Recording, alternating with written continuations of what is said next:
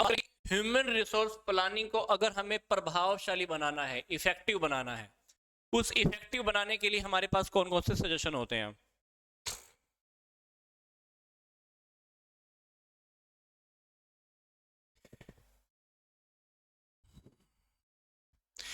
Integration with organisation plan. जब भी हम ह्यूमन रिसोर्स की प्लानिंग करें, हमको क्या करना है, जो फर्म के जो ऑब्जेक्टिव है, जो फर्म के जो प्लान है, उन प्लान को भी हमें ध्यान में रखना चाहिए। और हमें इसके लिए क्या करना है, कम्युनिकेशन चैनल बनाना है between the organisation planners and the human resource planner. मतलब जब भी आप ह्यूमन रिसोर्स की प्लानिंग करो तो फर्म के ऑब्जेक्टिव को, फर्म के टारगेट को भी ध्यान में रख लो। तो ये काम कब हो पाएगा, जब हम एक कम्युनिकेशन क्रिएट करेंगे, कम्युनिकेशन पैदा करेंगे। किस किस के बीच में? ऑर्गेनाइजेशन के प्लानर्स के बीच में और ह्यूमन रिसोर्स प्लानर। क्योंकि ह्यूमन रिसोर्स की प्लानिंग करने वाले अलग होते हैं और ऑर्गेनाइजेशन के जो टारगेट होते हैं उसके प्लानर अलग होते हैं। तो इन दोनों टाइप के लोगों के बीच में क्या होना चाहिए, कम्युनिकेशन होना चाहिए। कम्युनिकेशन अच्छा होगा तो बता पाएंगे भाई तेरे टारगेट क्या है, मेरे टारगेट क्या है, दोनों को मिला दें तो फर्म अच्छे चलने वाली है। अगली बात है period of the man power planning. The period of the manpower planning should be appropriate to the needs and the circumstances of the enterprise in the question। मतलब जो हमारी फर्म का जो हमारा टारगेट है, उस फर्म के टारगेट के अकॉर्डिंग हमारी प्लानिंग होनी चाहिए, उसका टाइम पीरियड।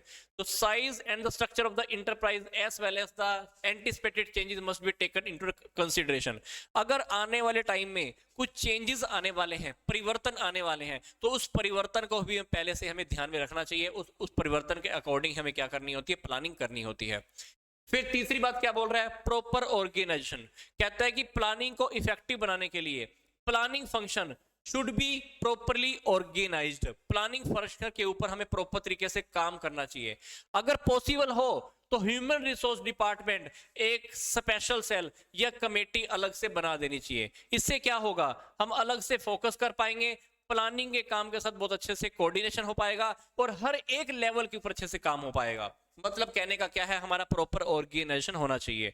मतलब प्लानिंग में अगर आप अच्छे से इफेक्टिव तरीके से काम कराना चाहते हैं तो हमारे पास एक अलग से डिपार्टमेंट, एक अलग से सेल, एक अलग से हमारे पास डिपार्टमेंट होना चाहिए। और इससे क्या होगा, हमारा जो फोकस है वो अलग से अच्छे से प्लानिंग के काम पे हो पाएगा और हम एक अलग लेवल पर, हर एक लेवल पर काम बहुत अच्छे से कर पाएंगे। फिर अगला है support of the top level management. जब भी आप ह्यूमन रिसोर्स प्लानिंग करो तो टॉप मैनेजमेंट की क्या होनी चाहिए, सपोर्ट होनी चाहिए। क्योंकि अगर घर का मालिक, घर का जो बड़ा इंसान ही मान लो खुश नहीं है, घर का बड़ा इंसान ही मान लो अगर हमको सपोर्ट नहीं करता, तो बताओ डिपार्टमेंट हमारा घर अच्छे से चल पाता है? नहीं चल पाता। तो घर को अच्छे से चलाना है तो हमारा टॉप मैनेजमेंट जो है ना, जो घर का बड़ा बंदा है, उसका सपोर्ट होना बहुत जरूरी है। यही बात वो यहाँ पे बोल रहे हैं कि टॉप मैनेजमेंट का सपोर्ट होना बहुत जरूरी है। अगली बात है involvement of the operating executive. जब भी आप ह्यूमन रिसोर्स प्लानिंग करो तो सारे डिपार्टमेंट के जो मैनेजर हैं, जो ऑपरेशन करने वाले हैं, उनको भी आप बीच में लेके चलो, सबको गले लगा के चलो, उनसे भी पूछ लो भाई तुम्हारी क्या प्लानिंग है। तो उसके अकॉर्डिंग हमारा काम करना बहुत ईजी हो जाएगा, प्लानिंग करनी आपके लिए ईजी हो जाएगी। अगली है efficient and reliable information system. हमारे पास प्लानिंग करने के टाइम पर जो भी इंफॉर्मेशन सिस्टम या जानकारी प्राप्त करने का जो सिस्टम होना चाहिए वो रिलायबल, विश्वास करने के योग्य होना चाहिए और वो सही होना चाहिए, कुशल होना चाहिए, ताकि हम सही तरीके से प्लानिंग कर पाए। फिर अगली बात है बैलेंस्ड अप्रोच। तो human resource expert should give the equal importance to the both quantitative and the qualitative aspect. मतलब जब भी आप प्लानिंग करो तो प्लानिंग करते हुए हमें इस बात का ध्यान रखना है कि कितनी मात्रा के अंदर कितने लोग हमें जरूरत है, इस बात का तो ध्यान रखो। बट इस बात का भी ध्यान रखो कि सामने वाले में कौन कौन सी क्वालिटी चाहिए। मतलब क्वांटिटी का भी ध्यान रखो और क्वालिटी का भी ध्यान रखो। तो दोनों बातों को हमें क्या करना है, बैलेंस लेके चलना है। अदरवाइज कभी कभी क्या होता है, हम इस बात के ऊपर तो फोकस कर लेते हैं कि हमें इतने लोग नौकरी पे चाहिए, पर हम इस बात को अवॉइड कर देते हैं, इस बात का हम ध्यान नहीं रखते कि उसमें कौन सी क्वालिटी होनी चाहिए। तो यहाँ पे वो क्या कह रहा है, क्वांटिटी का भी ध्यान रखो और क्वालिटी का भी ध्यान रखो। क्वांटिटी और क्वालिटी दोनों को साथ लेके चलोगे तो हमारी प्लानिंग बहुत अच्छे से होने वाली है। तो अभी हमने क्या स्टडी कर रहे हैं, हम स्टडी कर रहे हैं कि प्लानिंग को अगर आपने इफेक्टिव बनाना है तो हमें कौन कौन सी बातें, कौन कौन से सजेशन हम ध्यान में रख सकते हैं। मैं सेकेंड पॉइंट फिर से बता देता हूं।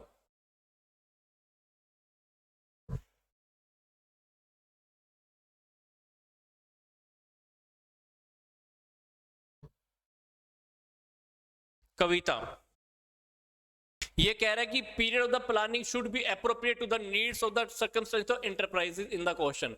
मतलब इंटरप्राइज को लेकर हमारी जो प्लानिंग होनी चाहिए ना, उसके अकॉर्डिंग हमारी प्लानिंग एप्रोप्रिएट होनी चाहिए। मतलब जब भी आप प्लानिंग करो तो फर्म की प्लानिंग को भी देख लो, फर्म की प्लानिंग को देखकर हमें अपनी प्लानिंग करनी चाहिए। वो यही बोल रहा है। फिर कहता है कि जो फर्म का जो साइज है और जो स्ट्रक्चर है वो भी इस तरह से होना चाहिए कि अगर फ्यूचर में कुछ चेंजेस आ रहे हैं उन चेंजेस को भी हम एक्सेप्ट कर पाए।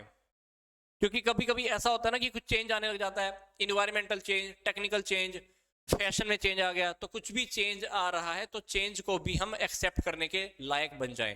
तो जब भी आप प्लानिंग करो तो फर्म की टारगेट को, फर्म के हमारा जो मोटिव है उसको ध्यान में भी रखो, उसके अकॉर्डिंग ही हमको प्लानिंग करनी होती है। वो ये बात बोल रहा है।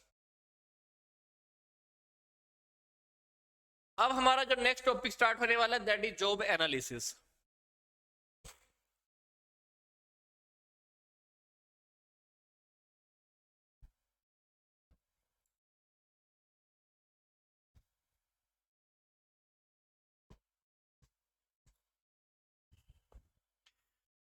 हमारा ह्यूमन रिसोर्स मैनेजमेंट कंप्लीट हो गया है, ह्यूमन रिसोर्स प्लानिंग कंप्लीट हो गया है। अब हम स्टार्ट करने जा रहे हैं जॉब एनालिसिस।